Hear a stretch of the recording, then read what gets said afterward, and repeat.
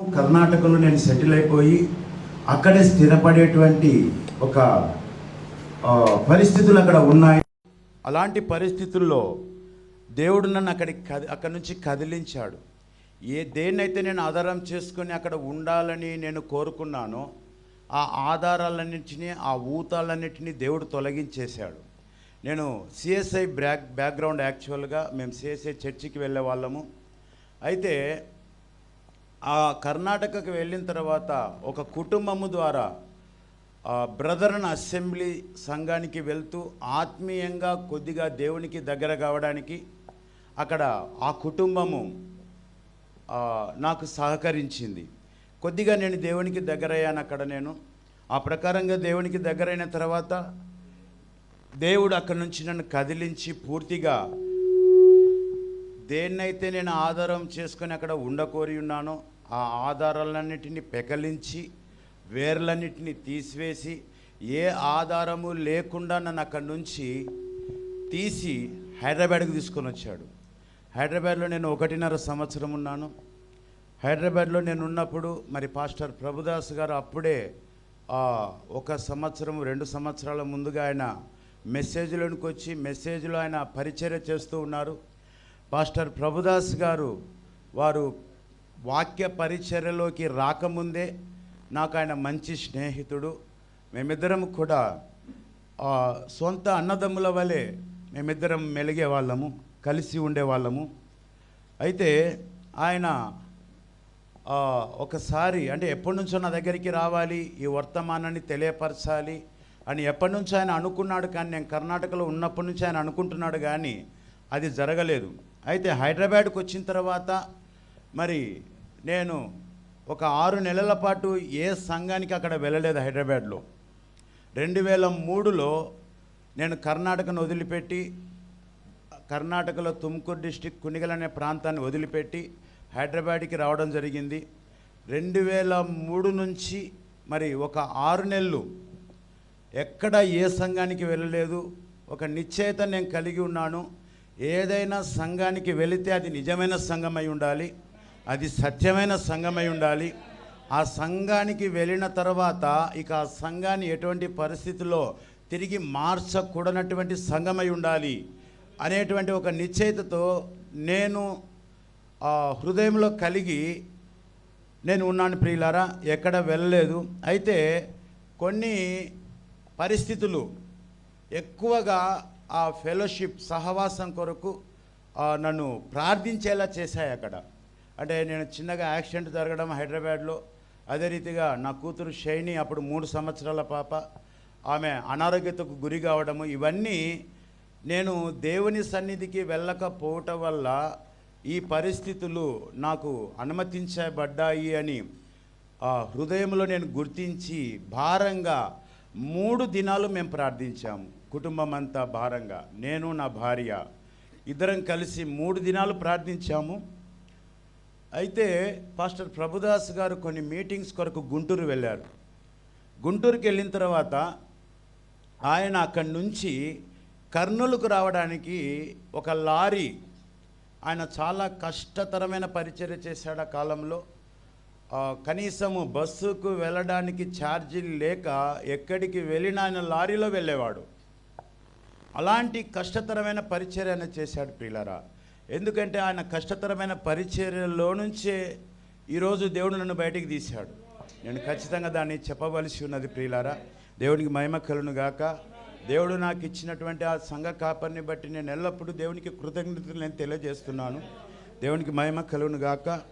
మరి ఆయన అలాంటి పరిస్థితుల్లో బస్సుకు ఛార్జీ పెట్టలేక లారీ ఎక్కి వెళ్ళే పరిస్థితిలో కర్నూలుకు రావడానికి, అయ్యా ఈ లారీ కర్నూలుకు వెళ్తుందా అని డ్రైవర్ని అడిగినప్పుడు తెలుగు తెలియని ఆ డ్రైవరు, అయ్యా ఈ లారీ హైదరాబాద్కి వెళ్తుంది, ఒకవేళ ఆ మార్గంలో మీకు కర్నూలు వస్తే మీరు అక్కడ దిగేయండి, చెప్పండి, మేము దించుతామన్నారు.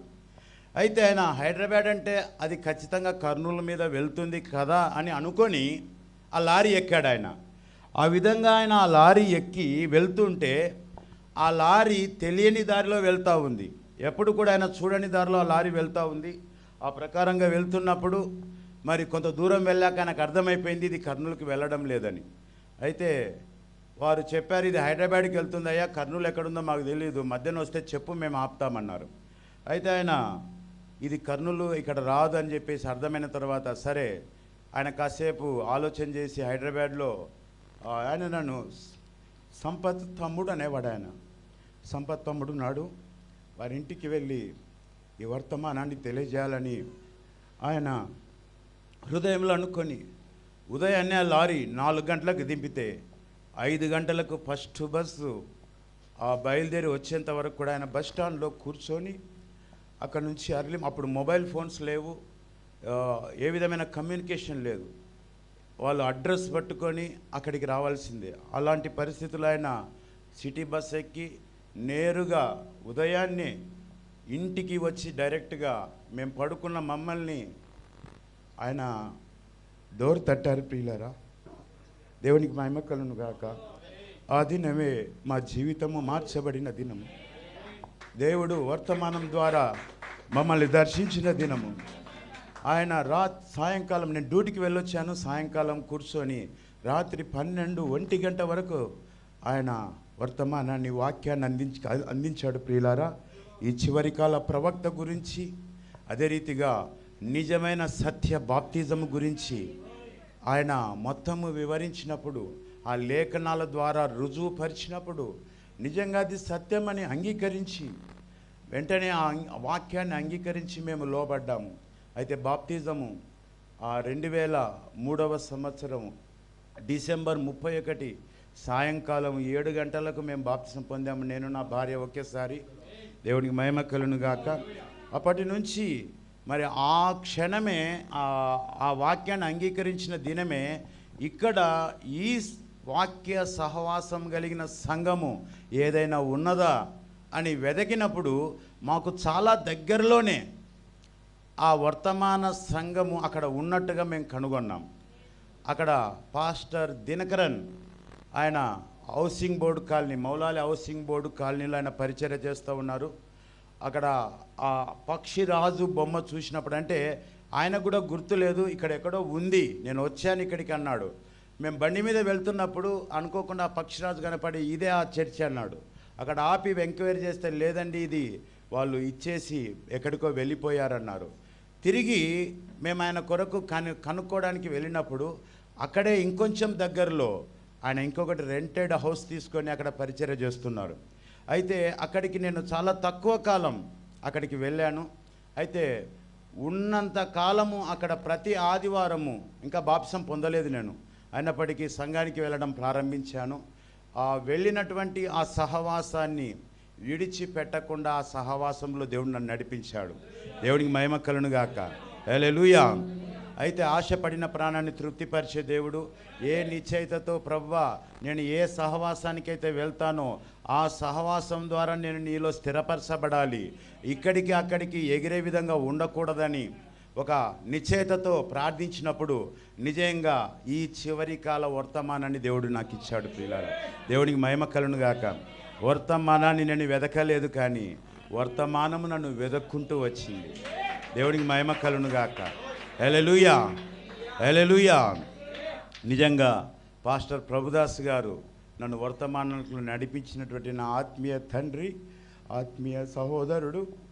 నిజంగా ఆయన ఈరోజు ఆ సంఘములో నుంచే ఈ విధంగా నేను పరిచర్యలకు రావడం జరిగింది. ప్రియులారా, ఆయన ప్రభువునందు నిద్రించిన తరువాత ఈ పరిచర్య భారం, యాక్సిడెంట్లో ఆయన మరణించినప్పుడు రోడ్డు మీద అలా పడి ఉన్నాడు. జస్ట్ ఈ నందికొట్కూరు నుంచి కర్నూలుకి వెళ్ళే మార్గంలో అక్కడ వెంకాయపల్లి అనేటువంటి ఒక ఫేమస్ స్థలం ఉన్నది.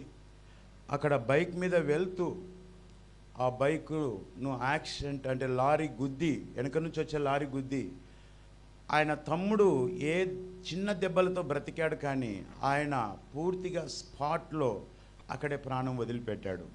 అలాంటి స్థితిలో అప్పుడే నేను డ్యూటీ నుంచి వచ్చాను, ఇంట్లోకి వచ్చి డ్రెస్ కూడా మార్చుకోలేదు. వెంటనే ఆ విషయాన్ని ఉన్నప్పుడు ఆ 2 వీలర్ తీసుకుని నా స్థలానికి పరిగెత్తాను. అక్కడ ఆయన ఆ విధంగా పడి ఉన్నప్పుడు అప్పుడు నాకు ఏడుపు రాలేదండి. అక్కడ సంఘము నాకు జ్ఞాపకం వచ్చింది. ప్రభువా, ఇంతమంది ప్రజలను ఆయన నీ సన్నిధికి నడిపించాడు. అయితే ఈరోజు ఆయనని తీసుకున్నావు. ఈ సంఘము ఏం కావాలా, ఏ విధంగా వారు ఆత్మీయంగా నడిపించబడాలి ప్రభువా అని అక్కడ ఆ దృశ్యాన్ని చూస్తున్నప్పుడు నా హృదయంలో నేను వేదన చెందాను ప్రియులారా. ఆ దృశ్యాన్ని చూస్తున్నప్పుడు నాకు ఏడుపు రాలేదు, నేను ఏడవలేదు, కానీ ఆ సంఘమే నాకు మెదులుతూ ఇంతమంది ప్రజలను సమకూర్చి ఆ తర్వాత వారిని నడిపిస్తున్నప్పుడు నువ్వు వారిని తీసుకున్నావు కదా ప్రభువా, వీరిని ఏ విధంగా నీ మార్గంలో నడిపించాలి, ఏ విధంగా వీరు నడవాలి అని ఆ విషయాల గురించి నేను ఆలోచిస్తూ ఆ దృశ్యాన్ని చూస్తూ ఉన్నాను. అందరూ నా తోటి సహోదరులందరూ కూడా ఏడుస్తున్నారు. అయితే ఆ దినాన నిజంగా ప్రియులారా, నాకైతే ఈరోజు నేను ఏడుస్తున్నాను కానీ ఆ రోజు నేను ఏడవలేదు. ఆ రోజు ఏడుపు నాకు రాలేదు, కన్నీళ్ళు నాకు రాలేదు, కానీ దేవుని సంఘం మాత్రమే నా ఆలోచనలో మెదిలింది ప్రియులారా. దేవునికి మహిమ కలుగును గాక.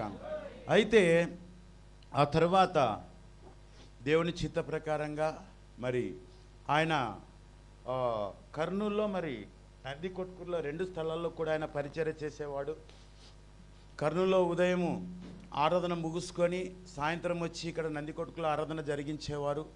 అయితే నేను ఆ హైదరాబాద్లో ఆ బాప్సం పొందిన తర్వాత ఎక్కువ కాలం ఉండలేదు. ఈ నందికొట్కూరులో దేవుడు నాకిచ్చిన ఈ గృహములో ఈ వాక్య పరిచర్య జరగాలి అనే ఆశ హైదరాబాద్ నుంచి నన్ను నందికొట్కూరుకు తీసుకొచ్చింది. ఆ ప్రకారంగా ఒక అద్దె ఇల్లు తీసుకున్నాం. ప్రారంభంలో అద్దెలు తీసుకొని నడిపించాం కొన్ని దినాలు, కానీ కుదరలేదు. మరి తిరిగి మా గృహంలోనే ప్రారంభించాం. ఈ గ్రౌండ్ ఫ్లోర్లో ఒక రూమ్లో ప్రారంభించాం. కొన్ని సంవత్సరాలు అక్కడ జరిగిన తర్వాత తిరిగి ఒక అద్దె ఇల్లు తీసుకున్నాం. దాదాపుగా కొన్ని సంవత్సరాలు ఆ అద్దె ఇంటిలోనే జరిగింది. అయితే నా ఇంటి మీద నాకు దేవుడిచ్చిన సమస్తము దేవుని కొరకు ఉపయోగపడాలి. ప్రవక్త చెప్తున్నాడు, దేవుడు మీకు ఇచ్చిన సమస్తమును మీరు దేవుని కొరకు ఉపయోగించండి అని. అయితే ఆ విషయం నాకు అప్పుడు తెలియదు, కానీ నేను అప్పుడు చదవలేదు. కానీ అయితే నాకు ఇవ్వబడిన ఈ గృహం, ఆస్తి పంపకాల్లో ఈ గృహాన్ని నేను ఆశించలేదు. ఈ గృహాన్ని విడిచిపెట్టాను. నా తమ్మునికి నా అన్నకు విడిచిపెట్టి ఏదో ఒక స్థలం ఉంటే కర్నూలులో దాన్ని నాకు ఇవ్వండి అని చెప్పాను. అయితే కొన్ని పరిస్థితులను బట్టి మా తమ్ముడు ఈ ఇల్లు అమ్మేటువంటి స్థితిలోనికి వెళ్ళిపోయినప్పుడు మరి కర్నూలులో ఉన్న స్థలం మా తమ్మునికి ఇచ్చేసి వాడు ఏమైనా చేసుకుని చెప్పి నేనైతే ఈ గృహాన్ని నిలబెట్టుకుంటానని మా అమ్మ ఆలోచించి ఈ గృహాన్ని నా పేరు మీద వాళ్ళు రాశారు ప్రియులారా. ఆ ప్రకారంగా రాసిన తర్వాత నేను ఇది దేవుని వాక్య పరిచర్య కొరకు వినియోగించబడాలి అనేటువంటి ఒకే ఒక ఆశతో నా చేతిలో ఒక్క పైసా డబ్బు లేకపోయినా కూడా అప్పు చేసి మరి ఈ ఫస్ట్ ఫ్లోరు సెకండ్ ఫ్లోరు కట్టడం జరిగింది ప్రియులారా. ఇందులో చాలామంది అనుకున్నారు వీళ్ళకి ఎక్కడో ఫండ్స్ వస్తున్నాయని. అయితే చాలామంది అనుకుంటారు కూడా, ఎందుకంటే ఈరోజు క్రైస్తవ్యం అంటే ఫండ్స్తో కూడా వాళ్ళు కార్యాలు చేస్తున్నారు కాబట్టి అనుకోవడంలో వారి తప్పు లేదు. వారు అనుకోవడానికి సరైనదే, కానీ వారు అనుకున్నట్టుగా ఇక్కడ ఏది జరగలేదు. దేవునికి మహిమ కలుగును గాక. కేవలము నా కష్టార్జితం, దేవుడు నాకు ఇచ్చినటువంటి ప్రతి పైసా. నిజంగా ఈ విషయంలో నేను చెప్పాలంటే ఈ యొక్క మందిరము కట్టడానికి నేను పూనుకున్న తర్వాత నేను కష్టపడి సంపాదించిన ఏ ఒక్క పైసా కూడా నా భార్య కొరకు నా కూతురు కొరకు వాడడానికి కూడా కుదరలేదు ప్రియులారా. నాతో పాటు వాళ్ళు చాలా కష్టపడ్డారు, శ్రమ పడ్డారు, చాలా నలగొట్టబడ్డారు. చిన్న వయసు నుంచి కూడా నా కూతురు ఏ విధమైనటువంటి ఒక ఎంజాయ్ని కానీ మరి ఏది లేకుండా నేను ఏది చెబితే దానికి లోబడి ఆ ప్రకారంగా వాళ్ళు అన్ని విషయాల్లో సర్దుకొని వారు శ్రమ పెట్టుకొని ఈ శ్రమలో వాళ్ళు కూడా పాలిభాగస్తులయ్యారు. దేవునికి మహిమ కలుగును గాక. అయితే ఒకటే ఒక గురి, ఈ స్థలములో దేవుని పరిచర్య జరగాలి. నేను 2010లో దీన్ని కట్టడం ప్రారంభించాను. 2012కు అన్నీ వేశాను, కానీ ఫ్లోరింగ్ కాలేదు, ఈ ప్లాస్టరింగ్ కాలేదు. ప్లాస్టరింగ్ అయింది కానీ పెయింటింగ్ కాలేదు, ఫినిషింగ్ కాలేదు.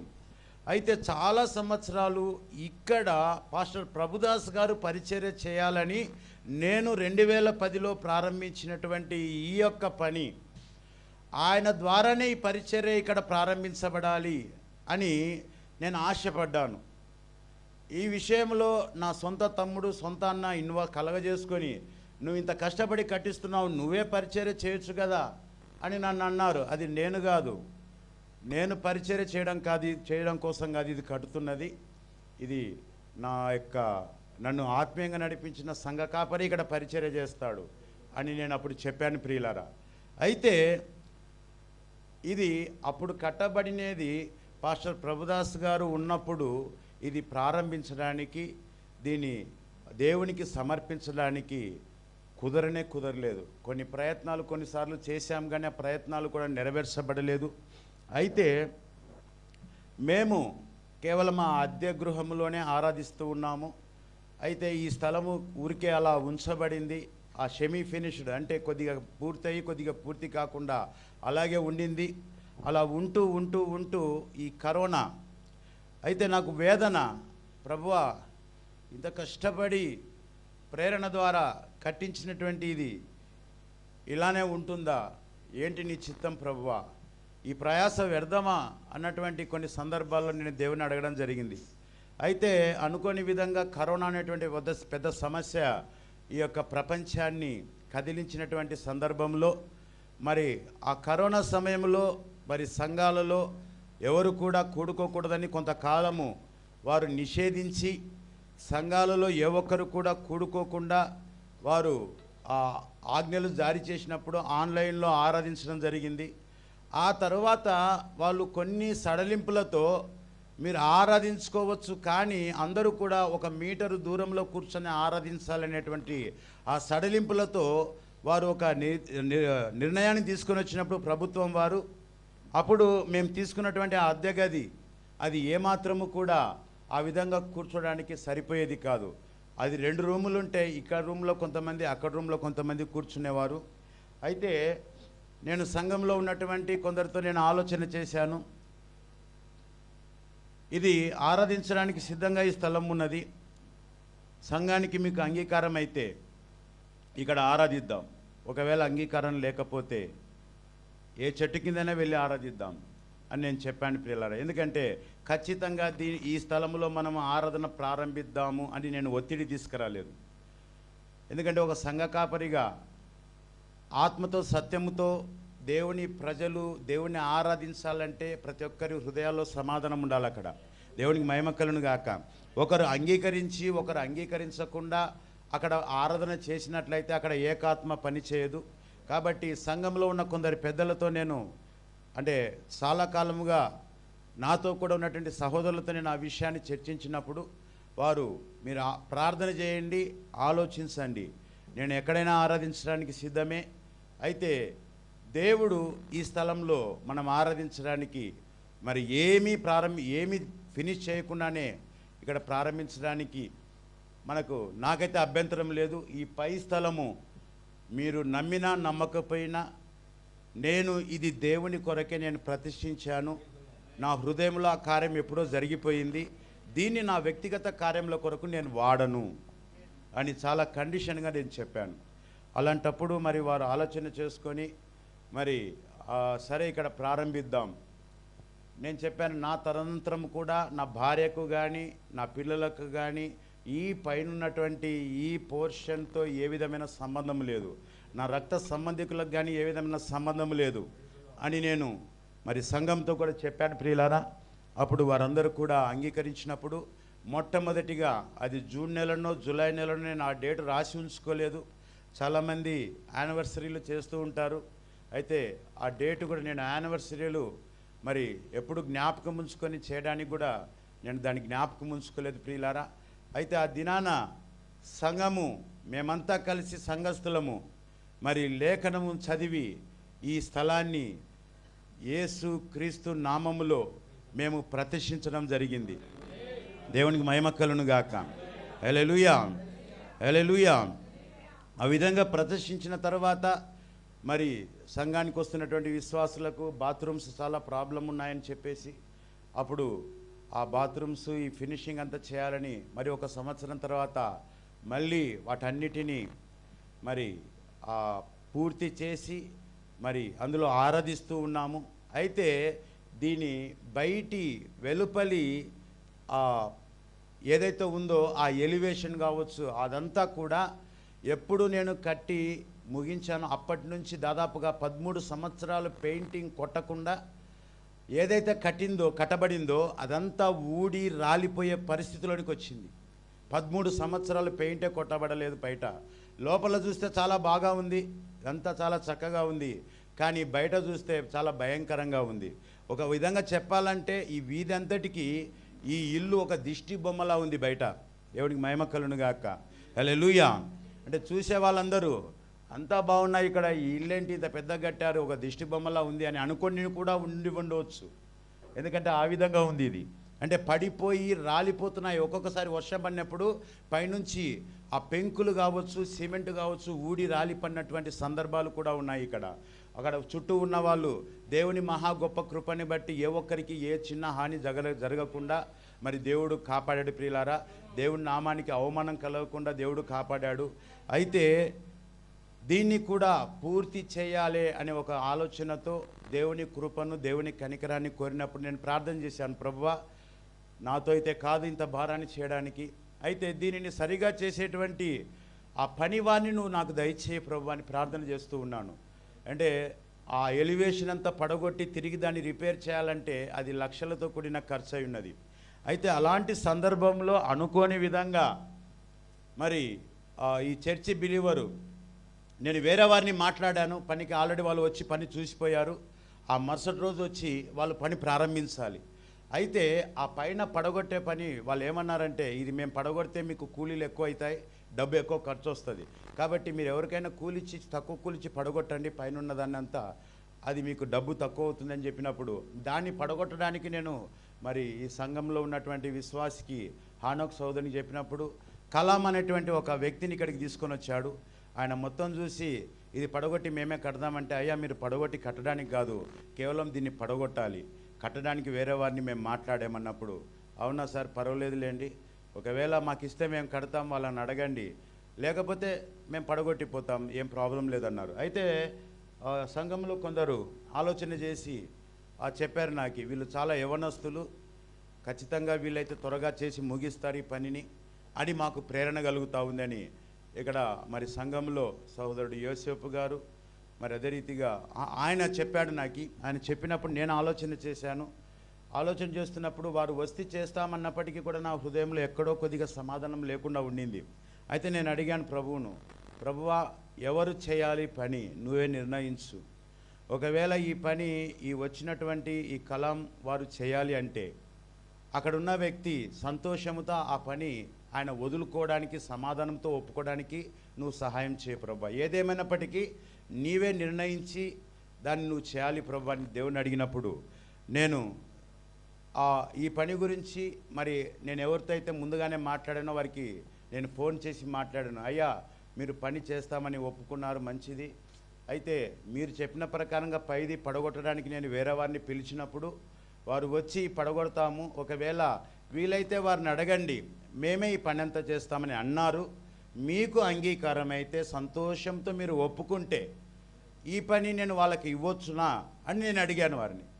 నేను వీళ్ళకి ముందుగానే కండిషన్ చెప్పాను, ఆయన ఒప్పుకుంటేనే ఈ పని మీకు వస్తుంది, లేకుంటే రాదు అని చెప్పాను నేను.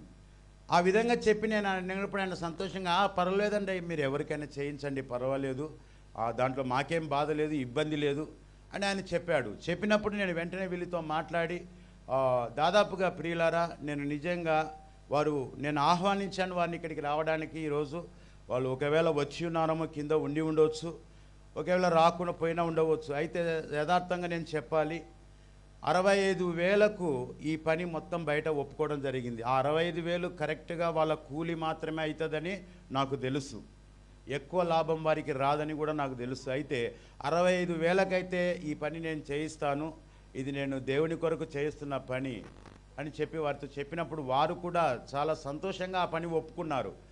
వాళ్ళు పని చాలా స్పీడ్గా, చాలా త్వరితంగా 13 రోజుల్లో 14 రోజుల్లో ఈ పని అంతటిని చేసి ముగించారు. నిజంగా అది వేరే వాళ్ళైతే మినిమం 20 రోజులు ప్లస్ పైనే తీసుకుంటారు దాన్ని. ఆ పనిని అంత స్పీడ్గా వాళ్ళు చేసి ముగించారు. వాళ్ళు పని చేయడం కూడా ఆ సహోదరుల మధ్యలో వారు 5 మంది సహోదరులు కలిసి పని చేసి ముగించారు. వాళ్ళు ఎవరు వేరే బయట లేబర్ని తీసుకురాలేదు. వాళ్ళు చేసిన పని నిజంగా నేను ఇచ్చిన డబ్బు వారి కూలీలకు మాత్రమే సరిపోయింది. దేవునికి మహిమ కలుగును గాక. నిజంగా చాలా తక్కువ డబ్బుతో ఆ పనంతటిని పూర్తి చేసి ముగించారు. ఇప్పటికి కూడా వాళ్ళు అంటారు, ఎప్పుడు మీరు పిలిచండి, మేము వచ్చి ఎక్కువ డబ్బు తీసుకోకుండా మీ కొరకు మేము పని చేస్తాం, మా కూలీలు మాత్రం తీసుకోనని. ఈరోజు వరకు కూడా వాళ్ళు నిన్నటి దినం కూడా, అంటే నిన్నటి ఉదయము అనుకుంటా, నిన్నటి ఉదయం కూడా వాళ్ళు పని చేసి వెళ్ళారు ఇక్కడ. దేవునికి మహిమ కలుగును గాక. హల్లెలూయా.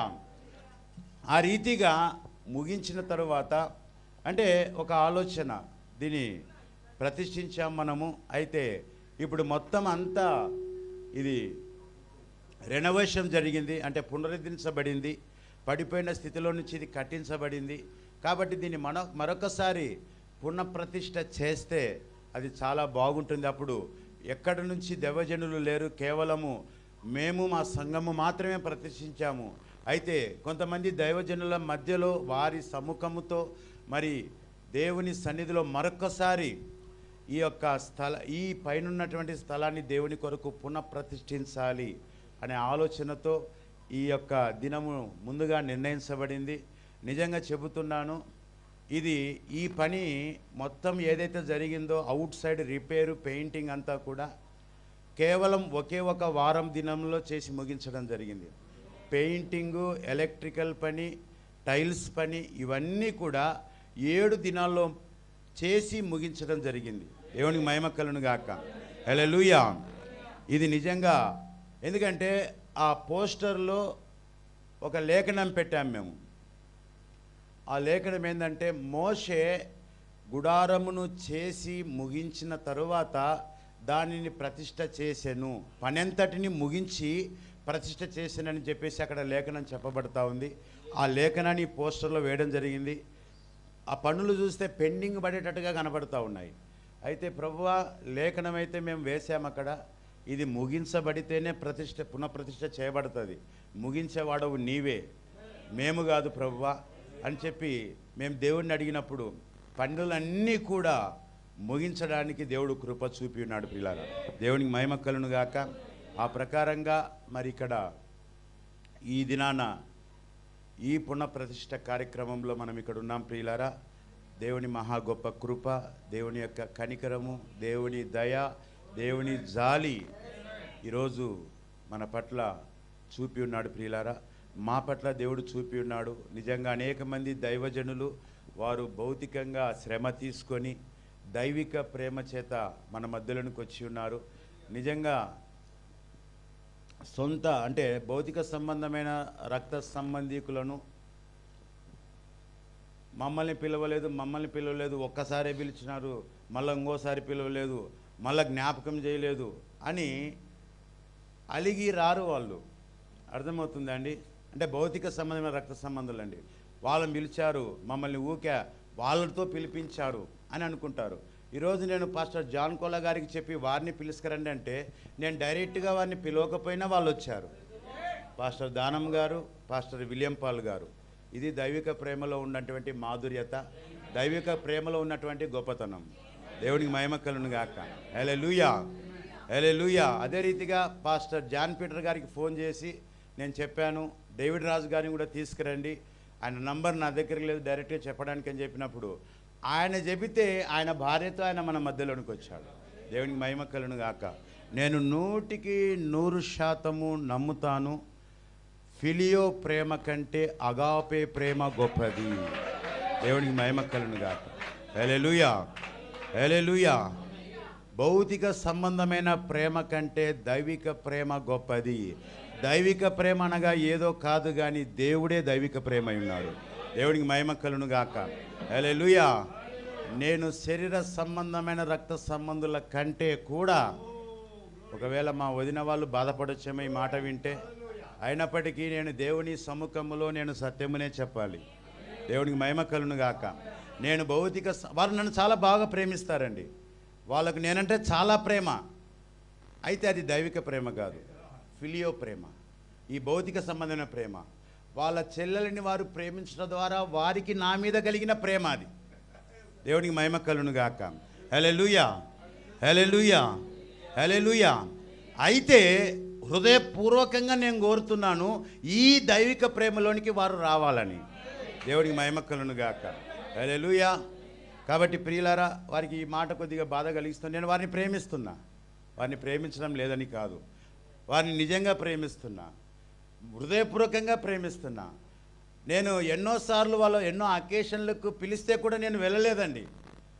అప్పుడు వారు హృదయంలో బాధపడి ఉంటారు. అయినా కూడా వారు బాధపడినా పర్వాలేదు, నా దేవుడు సంతోషపడాలని ఒకే ఒక కారణాన్ని బట్టి వారు నేను బాధ పెట్టాను. అయినా కూడా వారు దాన్ని లెక్క చేయకుండా నేను పిలిస్తే వాళ్ళు వచ్చారు.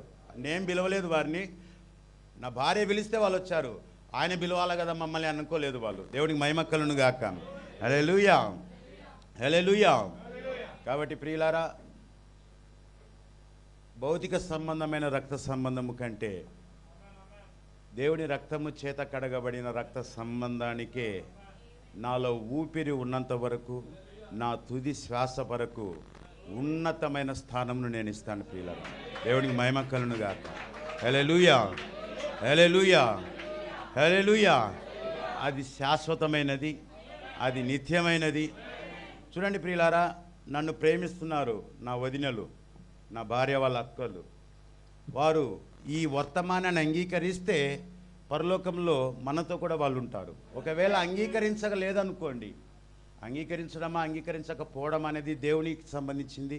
అది వారి హృదయాల్లో దేవుడు కలిగిస్తే జరుగుతుంది. అయితే నిత్యము కలిసి ఉండేటువంటి సంబంధము దేవుని రక్తము చేత కడగబడిన సంబంధము. దేవునికి మహిమ కలుగును గాక. హల్లెలూయా. అందుకే ఈ భూమి మీద నేను ఎవరైతే కలిసి ఉన్నానో వారందరూ కూడా పరలోకంలో ఉండాలని నేను కోరుతాను. వారందరూ కూడా పరలోకంలో నేను వారితో కలిసి ఉండాలని నేను కోరుతాను ప్రియులారా. దేవునికి మహిమ కలుగును గాక. హల్లెలూయా. కాబట్టి ప్రియులారా, మరి నిజంగా ప్రేమించి వచ్చిన ప్రతి ఒక్కరిని బట్టి నేను ఎంతగానో సంతోషిస్తున్నాను, ఆనందిస్తున్నాను. మరి దేవుని యందు నేను ఉత్సాహము, సంతోషాన్ని కలిగి ఉన్నాను ప్రియులారా. ఎల్లప్పుడూ ఆనందించుడి, ప్రభునందు ఆనందించుడి, ఎల్లప్పుడూ ఆనందించుడి. మరలా చెప్పున ఆనందించుడి. కష్టంలోనైనను, సుఖంలోనైనను, దుఃఖంలోనైనను, బాధలోనైనను, కలిమిలోనైనా, లేమిలోనైనను, ఉన్న స్థితిలోనైనను, లేమి స్థితిలోనైనను, ప్రతి స్థితిలో కూడా దేవుని స్తుతించుట మాత్రమే నేను ఎరిగి ఉన్నాను. దేవునికి మహిమ కలుగును గాక. చాలా అద్భుతంగా ఈ ఆత్మీయ సంబంధము ద్వారా దేవుడు మొట్టమొదటిగా నేను పరిచర్యలోకి వచ్చినప్పుడు మరి నాతో కూడా సంఘంలో ఉన్న ఒక విశ్వాసి ద్వారా పాస్టర్ సామ్యుయల్ భూంపా గారు నాకు పరిచయం అయ్యారు ప్రియులారా. అంటే డైరెక్ట్గానే నాకు పరిచయం కాలేదు, సంఘానికి వస్తున్నటువంటి ఒక బిలీవర్ ద్వారా ఆయన నాకు పరిచయం అయ్యారు. అయితే ఆ పరిచయం కాస్త స్నేహంగా మారింది. ఆ స్నేహం కాస్త గట్టిగా బలపడి ఈరోజు ఒక ఆప్యాయత కలిగి, ఒక ఆత్మీయ సంబంధము కలిగి, ఆత్మీయ సహోదరులముగా, సొంత అన్నదమ్ములముగా ఉండడానికి ఈరోజు ఇంతమంది పరిచయం కావడానికి అది మార్గమైనది ప్రియులారా. దేవునికి మహిమ కలుగును గాక. నేను ఒంటరిగానే పరిచర్య ప్రారంభించాను, కానీ ఈరోజు నన్ను వారిలో ఒంటరి అయిన వాడు 1000 మంది అగును, ఎన్నిక లేని వాడు బలమైన జనమగునని దేవుని వాగ్దాన వాక్యం ఈరోజు నా పట్ల దేవుడు నెరవేర్చాడు ప్రియులారా. దేవునికి మహిమ కలుగును గాక. హల్లెలూయా, హల్లెలూయా.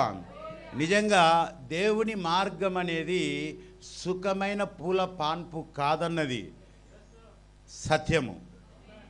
ఎందుకంటే ఒకవేళ సుఖమైన పూల పాన్పుగా ఉన్నట్లయితే మనం ఒకసారి ఆలోచించుకోవాల్సి ఉంటుంది, మనం దేవుని మార్గంలో ఉన్నామా లేదా అని.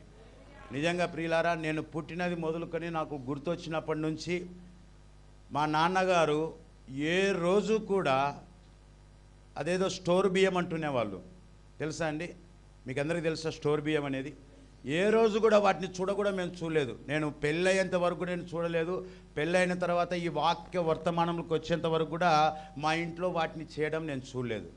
ఎప్పుడైతే వర్తమానంలోనికి వచ్చి వర్తమానంలో పరిచర్య ప్రారంభించానో, అంటే పరిచర్య ప్రారంభించకముందు కూడా విశ్వాసిగా ఈ మందిరం కట్టడం ప్రారంభించానో, ఆ దినము నుంచి చాలా సంవత్సరాలు ఎవ్వరికీ తెలియకుండా నా కుటుంబం అంతా కూడా, అంటే దీన్ని నేను స్టోర్ బియ్యం తినడము ఏదో తక్కువ అని చేసి చెప్పడం లేదు, దీన్ని వేరే విధంగా అర్థం చేసుకోవద్దండి. ఆ విధంగా కష్టములో, శ్రమలో దేవుడు నన్ను, నా కుటుంబానికి తర్బీతి ఇచ్చి, ట్రైనింగ్, శిక్షణ ఇచ్చి నన్ను నడిపించాడు ప్రియులారా.